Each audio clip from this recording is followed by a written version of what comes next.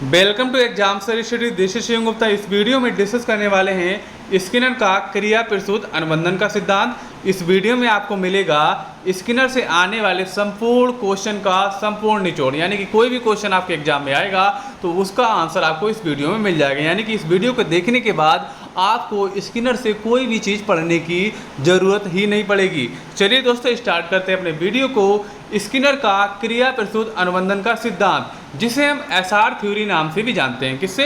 SR theory नाम से भी जानते हैं। अब क्वेश्चन आ जाएगा कि भैया क्रिया प्रसूत अनुबंधन का सिद्धांत किसने दिया था? इसको दिया था बीएफ स्किनर ने दिया था। एक क्वेश्चन आपका इससे और बनेगा कि हार्वर्ड विश्वविद्यालय के प्रोफेसर कौन थे? बीएफ स्किनर थे, जिसने क्या किया था भैया, क्रिया प्रसूत अनुबंधन का सिद्धांत को प्रवर्तक किया था या निकाला था, है ना। अब हम बात करते हैं कहाँ के थे भैया प्रोफेसर, यानी कि मनोवैज्ञानिक जो कहाँ के थे? अमेरिका के थे। इसको भी याद रखिएगा। प्रोफेसर जो स्किनर है, इनका संबंध जो है अमेरिका से है। चलेंगे नेक्स्ट पर। स्किनर का क्रिया प्रसूत अनुबंधन का सिद्धांत जो एसआर थ्योरी है, इसके बारे में और देख लेते हैं। इन्होंने अधिगम की प्रक्रिया को समझने के लिए अनेक पशु पक्षियों पर अपना प्रयोग किया था, है ना। इसमें से मुख्य कौन कौन से थे उसके बारे में जान लेते हैं। स्किनर ने सफ़ेद चूहे, चूहे कैसे थे? सफ़ेद थे, इसको याद रखिएगा। स्किनर ने सफ़ेद चूहों पर प्रयोग किया। उसके अलावा कबूतर पर अधिगम के सर्वाधिक प्रयोग किए, है ना। इन्होंने प्रयोग तो पशु पक्षियों पर बहुत सारे पर किए, लेकिन स्किनर ने सबसे ज़्यादा चूहों और कबूतर पर प्रयोग किए, और चूहे थे हमारे सफ़ेद थे। कैसे थे? सफ़ेद थे। चलिए चलते हैं। अब हम बात करते हैं, स्किनर की किताब का नाम भी पूछा जाता है कि स्किनर की किताब कौन थी? तो टेक्नोलॉजी ऑफ टीचिंग, है ना। टेक्नोलॉजी ऑफ टीचिंग जो है किसकी पुस्तक है? ये प्रोफेसर स्किनर की है। इसको याद रखिएगा साथियों। चलेंगे नेक्स्ट पर। ठीक है, अब हम देख लेते हैं स्किनर के कुछ सिद्धांत के बारे में। अगर हम बात करेंगे, स्किनर का क्रिया प्रसूत अनुबंधन का सिद्धांत है, इसे हम एसआर थ्योरी भी कहते हैं। इसके अलावा इसे हम कार्यात्मक प्रतिबद्धता का सिद्धांत भी कहते हैं, सक्रिय अनुबंधन का सिद्धांत भी कहते हैं। उसके अलावा अभिक्रमित अनुदेशन सिद्धांत कहते हैं। उसके अलावा नैमित्तिक अनुबंधन सिद्धांत भी इसको जानते हैं। इसको याद रखिएगा। इसके कौन कौन से नाम हैं? ये क्वेश्चन सभी आते हैं भैया, सभी जो इजी मिलेंगे वो तो नहीं जल्दी आएंगे, लेकिन इस टाइम पेपर जो है ऑनलाइन स्टार्ट हो गया है, तो क्वेश्चन है सारे पूछे जाते हैं। सभी के शिफ्ट में अलग अलग क्वेश्चन आएगा, यानी कि स्किनर से जरूर क्वेश्चन पूछा जाता है। चलेंगे नेक्स्ट पर। अब हम बात करते हैं इन्होंने कैसे प्रयोग किया था और किस पर कैसे प्रयोग किया था। बीएफ स्किनर की बात करते हैं। बीएफ स्किनर के इस सिद्धांत को क्रिया प्रसूत का नियम कहते हैं। स्किनर का प्रयोग की अगर बात करते हैं, इन्होंने चूहे पर प्रयोग किया था। एक पिंजड़ा बनाया गया था, उसमें लीवर लगाया गया था, और पिंजड़े के अंदर ही भोजन रख दिया गया था, है ना, और उसमें एक प्लेट रख दी गई थी। इसको प्रयोग को हम ध्यान से समझते हैं। चलिए देख लेते हैं। इस सिद्धांत को हम आर टाइप थ्योरी भी कहते हैं, है ना। आर टाइप थ्योरी भी इस सिद्धांत को जानते हैं। चलिए देख लेते हैं। स्किनर का चूहे पर प्रयोग की अगर हम बात करते हैं, स्किनर ने सफ़ेद चूहे पर, है ना, चूहा देखो यहाँ पर सफ़ेद लिखा है, इसको याद रखिएगा। चूहा क्वेश्चन पूछा जाता है। स्किनर ने जो प्रयोग किया था, चूहा कैसा था? भूरा था, सफ़ेद था, काला था? तो याद रखिएगा सफ़ेद चूहा था। अधिगम के प्रयोग किए। स्किनर ने अपने प्रयोग के लिए एक बॉक्स निर्माण करवाया, है ना, जिसे हम रैट बॉक्स बोलते हैं या चूहे का बॉक्स कहते हैं। इस बॉक्स में घुमावदार मार्ग बनाए गए जिसमें चूहा दौड़ लगाता है।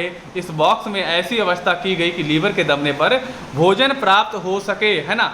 चूहे ने क्या किया कि भैया ये एक इधर इधर सब में घूमता रहा, इधर इधर सब में घूमेगा। जैसे इसको लीवर पर पैर पड़ जाएगा और भोजन ऊपर से नीचे प्लेट में गिर जाएगा, इसको भोजन की प्राप्ति हो जाएगी। इस प्रकार से बीएफ स्किनर ने इस बॉक्स का निर्माण कराया था।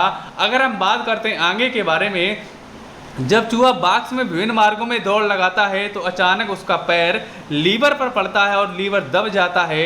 लीवर के दबने से उसको भोजन की प्राप्ति हो जाती है ना। इसमें देखें मार्ग बने हैं, है ना, ये देख सकते हैं जाली टाइप के मार्ग बने, तो सब में घूमेगा। जैसे लीवर पर पड़ा उसको भोजन मिल गया, फिर दोबारा भोजन रखा गया, ऐसा फिर से किया गया, वो सब में घूमेगा, फिर उसको भोजन मिल जाएगा। धीरे धीरे चूहे को आभास हो गया कि इस जगह हमें चीज़ दबाने पर भोजन मिल जाता है, यानी कि इस चीज़ की हम पुनर्वलन बार बार करेंगे तो हमें भोजन की प्राप्ति हो जाएगी।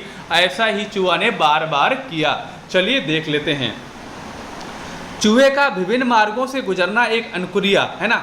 जब चूहा पिंजड़े के अंदर विभिन्न मार्गों से जब गुजर रहा है तो इसको हम क्या कहेंगे, इसको हम कहते हैं अनुक्रिया, जिसको हम रिस्पॉन्स कहते हैं, है ना, रिस्पॉन्स। उसे भोजन की प्राप्ति जो उद्दीपक है, स्टिमुलेट है तथा प्रोत्साहन है, इसलिए इस अनुक्रिया उद्दीपक सिद्धांत भी कहा जाता है।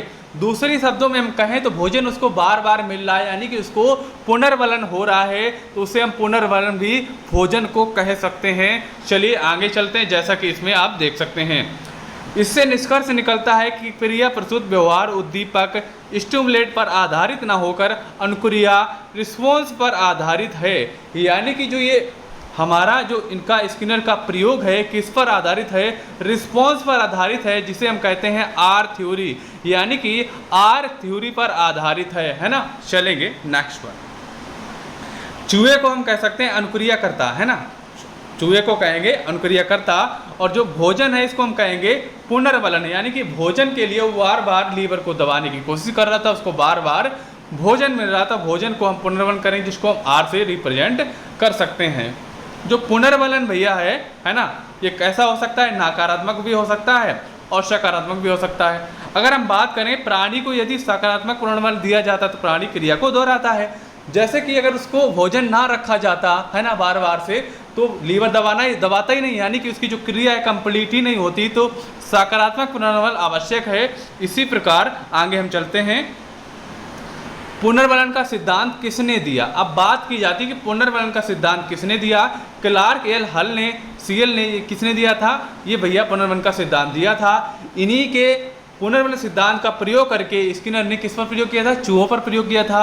स्किनर ने चूहों और कबूतरों पर प्रयोग किया। किस पर? चूहों और कबूतरों पर प्रयोग किया। उसने चूहों को एक विशेष व्यवहार सीखने के लिए उनकी अनुक्रिया के पश्चात उन्हें एक विशेष पुनर्वलन देकर उन्हें निश्चित व्यवहार सीखने में सफलता प्राप्त की। यानी कि बार बार उन्होंने चूहों पर प्रयोग किया, जिससे चूहा सीख गया कि हम यहाँ पर दबाएंगे, जिससे क्या है कि हमें भोजन मिल जाएगा। चलिए नेक्स्ट पर चलते हैं। क्रिया प्रसूत अनुबंधन का शिक्षा में क्या महत्व हो सकता है? जितने भी मनोवैज्ञानिक ने प्रयोग किए हैं सारे के सारे बच्चों के लिए प्रयोग किए गए, यानी कि बच्चे इससे क्या सीख सकते हैं। तो अगर हम बात करते हैं तो बालक इससे क्या सीखते हैं, बालकों पर क्या प्रभाव पड़ेगा? इसका प्रयोग बालकों के शब्द भंडार में वृद्धि के लिए किया जाता है। यानी कि है ना, चूहे पर क्या कर दिया गया था, एक उसको पिंजरा दे दिया गया था, वो करके सीख रहा था, है ना, उसने अपने करके सीखा एक तरीके से। और बालकों को बार बार अगर कोई चीज़ सिखाई जाती उन्हें क्या होगा भैया, शब्द भंडार अपने अंदर वृद्धि कर सकेंगे, है ना। शिक्षक इस सिद्धांत के द्वारा सीख जाने वाले व्यवहार का स्वरूप प्रदान कर सकता है। उसके अलावा देख लेते हैं, वह उद्दीपन पर नियंत्रण करके वांछित व्यवहार का सृजन कर सकते हैं। ठीक है, इस सिद्धांत में सीखी जाने वाली क्रिया को छोटे छोटे पदों में विभाजित किया जाता है। शिक्षा में इस विधि का प्रयोग करके सीखने में गति और सफलता दोनों मिलती है। बिल्कुल सीखा, अगर बच्चों को छोटी छोटी चीज़ सिखाएंगे तो बच्चे आसानी से सीखेंगे, क्योंकि बच्चे बड़ी बड़ी चीज़ एकदम नहीं सीख सकते, जिससे उनको विकास होगा, छोटी छोटी चीज़ों से इस विधि से विकास होगा। क्रिया प्रसूत अनुबंधन का शिक्षा में महत्व क्या हो सकता है? स्किनर का मत है कि जब भी कार्य में सफलता मिलती है तो संतोष प्राप्त होता है।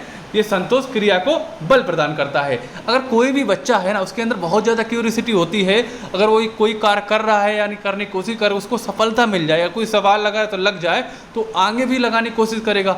सबसे ज़्यादा बच्चों में ये सबसे ज़्यादा होता है। तो यही दिया है कि उसमें बच्चों को संतोष मिलेगा, जिससे क्या कि आगे की जो क्रिया है करने का बल प्राप्त होगा। इसमें पुनर्वलन को बल मिलता है, अधिकाधिक अभ्यास द्वारा क्रिया को बल मिलता है। यानी कि जितना भी अभ्यास ज़्यादा किया जाएगा उतनी ज़्यादा क्रिया होगी और क्रिया आगे से सफलता की ओर बढ़ेगी। चलेंगे, अगर दोस्तों आपको हमारा वीडियो अच्छा लगा, वीडियो को अवश्य लाइक करें। स्किनर के सारे क्वेश्चन इस वीडियो से आपको मिल जाएंगे। अगर आपने चैनल को सब्सक्राइब नहीं किया, सब्सक्राइब कर लें। आपको मिलते हैं अपने अगले वीडियो के साथ, तब तक के लिए जय हिंद, वंदे मातरम साथियों।